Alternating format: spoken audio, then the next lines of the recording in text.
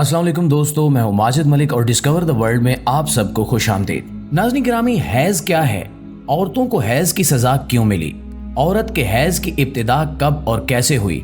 यहूद और नसारा हैज वाली औरतों के साथ क्या सलूक करते थे? और कुरान मजीद फुरकान हमीद में हैज वाली औरत के हवाले से क्या हुक्म है? हैज के हवाले से नबी करीम सल्लल्लाहु अलैहि वसल्लम ने क्या इरशाद फरमाया? आज की हमारी वीडियो में इन्हीं मसाइल को तफसील के साथ डिस्कस किया जाएगा। लिहाजा हमारी आपसे गुजारिश है कि इस कीमती और मालूमाती वीडियो को शुरू से लेकर आखिर तक खुद भी जरूर देखिएगा और अपने दोस्तों के साथ भी शेयर कीजिएगा। नाज़रीन गिरामी, कुरान मजीद फुरकान हमीद की सूरह बकरा की आयत नंबर 222 में अल्लाह रब्बुल इज़्ज़त ने इरशाद फरमाया, ये हैज के बारे में सवाल करते हैं, कह दीजिए कि वो गंदगी है। हालते हैज में औरतों से अलग रहो और जब तक वो पाक ना हो जाएं इनके करीब ना जाओ। हाँ, जब वो पाक हो जाएं तो इनके पास जाओ जहां से अल्लाह ने तुम्हें इजाजत दी है। अल्लाह तौबा करने वालों को और पाक रहने वालों को पसंद फरमाता है।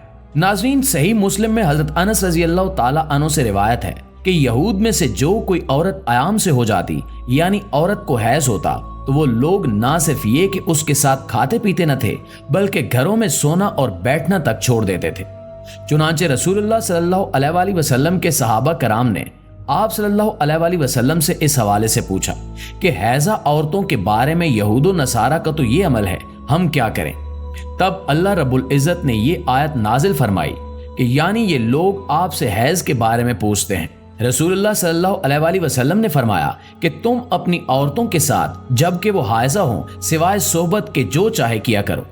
जब ये खबर यहूदियों को पहुंची तो उन्होंने कहा कि ये आदमी यानी कि मोहम्मद सल्लल्लाहु अलैहि वसल्लम जिस दीनी अमर की तरफ मुतवज्जे होते हैं उसमें हमारी मुखालफत जरूर करते हैं।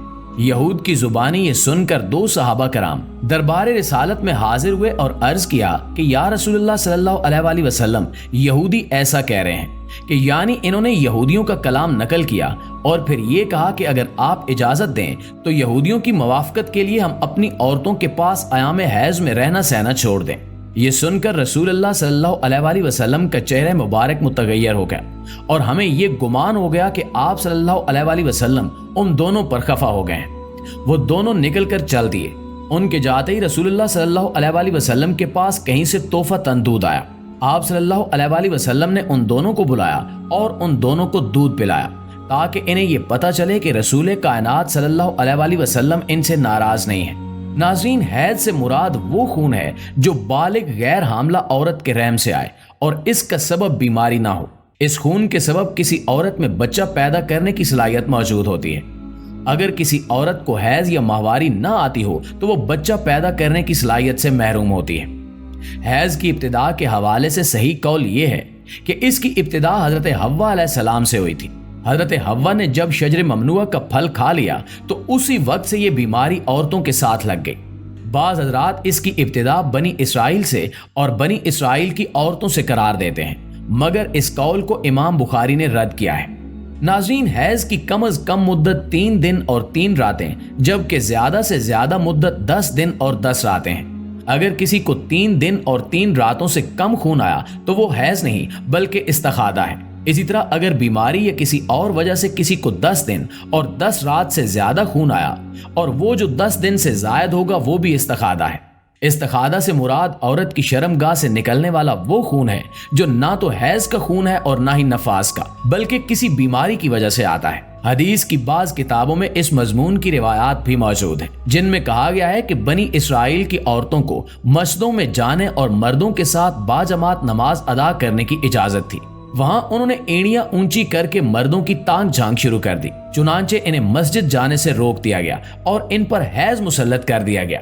ये रिवायत मुसन्निफ अब्दुल रज़ाक और मसनद इसहाक में हजरत अब्दुल्ला बिन मसूद, हजरत अस्मा बिन अबी बकर और उम्मुल मोमिनीन हजरत आयशा सदीका रज़ी अल्लाह ताला अन्हा से मरवी है। इनमें बनी इसराइल के ऐद से औरतों में हैज की इब्तिदा की जो बात कही गई है वो दुरुस्त नहीं है। बाद सही अहादीस से इशारा मिलता है कि औरतों में हैज की इब्तिदा रोज़े अव्वल से है। हजरत आयशा सिद्दीका रज़ी अल्लाह ताला अन्हा हज्जतुल विदा में अल्लाह के रसूल सल्लल्लाहु अलैहि वसल्लम के साथ हज के इरादे से निकली। रास्ते में इन्हें हैज आ गया तो इस अंदेशे से रोने लगी कि अब वो मनासिक हज अदा करने से महरूम हो जाएंगी। आप सल्लल्लाहु अलैहि वसल्लम को मालूम हुआ तो आपने इन्हें समझाते हुए फरमाया کہ یہ ایسی چیز ہے جسے اللہ رب العزت نے اولاد آدم میں عورتوں کے لیے لازم کر دیا ہے، لہٰذا اس حالت میں تم بھی وہی سب کرو جو حاجی کرتا ہے، صرف پاک ہونے تک بیت اللہ کا طواف نہ کرو۔ ناظرین گرامی، اسی طرح ایک اور حدیث حضرت ام سلمہ رضی اللہ تعالی عنہا سے بھی مروی ہے۔ وہ بیان کرتی ہیں کہ ایک موقع پر میں رسول اللہ صلی اللہ علیہ وسلم کے پاس تھی، مجھے حیض آنے لگا، میں وہاں سے اٹھ گئی۔ آپ صلی اللہ علیہ وسلم نے دریافت کیا تو میں نے بتایا کہ مجھے حیض آنے لگا ہے۔ آپ صلی اللہ علیہ وسلم نے فرمایا کہ یہ ایسی چیز ہے جسے اللہ تعالیٰ نے آدم کی بیٹیوں پر لازم کر دیا ہے۔ ناظرین گرامی، نبی کریم صلی اللہ علیہ وسلم نے فرمایا کہ یہ وہ چیز ہے جسے اللہ تعالیٰ نے آدم کی بیٹیوں پر لازم کیا ہے۔ بعض لوگوں کا کہنا ہے کہ حیض کا آغاز بنی اسرائیل کی عورتوں سے ہوا۔ اس معاملے میں نبی کریم صلی اللہ علیہ وسلم کا ارشاد زیادہ معتبر ہے۔ پیارے ساتھیوں، اگر مسائل کی بات کی جائے تو ایام حیض میں عورت کے لیے نماز، روزہ، تلاوت جائز نہیں ہے۔ اگر ان ایام میں مسلسل خون نہیں آتا تو بھی یہ ایام ان کی عادت کے مطابق حیض میں شمار ہوں گے، جس کی وجہ سے غسل کرنے سے بھی طہارت حاصل نہیں ہوگی۔ لہٰذا ان ایام میں عورتیں ذکر و اذکار اور دعا کر سکتی ہیں، نماز، روزہ اور تلاوت نہیں کر سکتی۔ ناظرین گرامی، اسی طرح رمضان المبارک میں عورت کے حیض یعنی ماواری کے ایام میں جتنے روزے قضا ہوں گے، رمضان المبارک کے بعد ان روزوں کی قضا لازم ہوگی۔ اسی طرح نماز کے حوالے سے مسئلہ یہ ہے کہ عورت کے لیے ناپاکی یعنی حیض کی حالت میں نماز پڑھنا جائز نہیں ہے، بلکہ معاف ہے، یعنی قضاب بھی لازم نہیں ہے۔ البتہ عورت اگر جنابت کی حالت میں ہو یعنی اس پر غسل لازم ہو، خواہ وہ ہم بستری کی وجہ سے یا حیض کے ختم ہو جانے کی وجہ سے، تو اس وقت تک وہ نماز نہیں پڑھ سکتی جب تک غسل نہ کر لے۔ اس حالت میں اگر کوئی نماز مس ہو گئی تو اس کی قضا لازم ہوگی۔ آخر میں ہماری حسب روایت دعا ہے کہ اللہ ہم سب کو دین اسلام کو مکمل طور پر سمجھنے اور اس پر عمل کرنے کی توفیق عطا فرمائے، آمین ثم آمین۔ جی تو معزز دوستو، یہ تھی ہماری آج کی ویڈیو۔ اس حوالے سے آپ دوستوں کی رائے کیا کہتی ہے کمنٹ سیکشن میں کمنٹ کر کے ہمیں ضرور بتائیے گا، اور اگر ویڈیو اچھی لگے تو اسے لائک کرتے ہوئے اپنے دیگر دوستوں کے ساتھ شیئر کر کے ہماری حوصلہ افزائی ضرور کیجیے گا۔ انشاءاللہ آپ سے ملاقات ہوتی ہے ایک اگلی معلوماتی اور انٹرسٹنگ ویڈیو میں۔ تب تک اپنا اور اپنے پیاروں کا ڈھیر سارا خیال رکھیے۔ اللہ نگہبان۔